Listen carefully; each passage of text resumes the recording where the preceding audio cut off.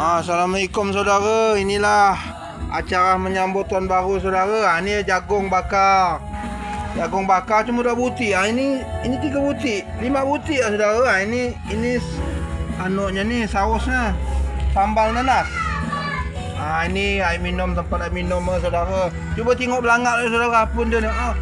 Alamak, kusum lah saudara. Tak ada ke isi lah. Ini sayur-sayur, pucuk ubi, pucuk petik, air minum. Ini tirik pun kosong saudara. Tak ada lah, dah habis dah.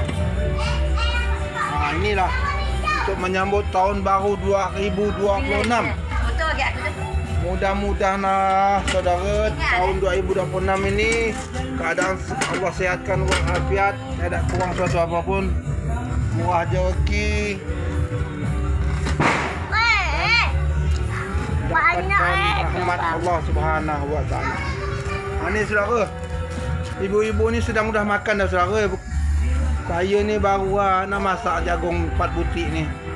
Bagilah sikit-sikit suang ni saudara. Ini yang ada apa lagi nak nak disiapkan. Semua yang ada 4 butir, 5 butir saudara jagung ni. 2 butir bawah no.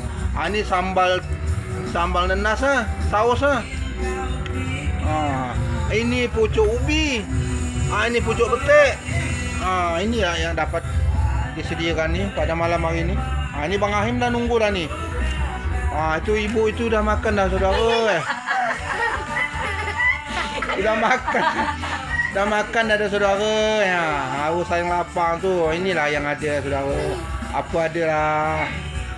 Yang penting kita bersyukur kepada Allah Subhanahu wa taala. Apa pun yang ada, sedikit demi sedikit kita harus bersyukur. Jangan banyak kita bersyukur. Kena sikit tak mau bersyukur.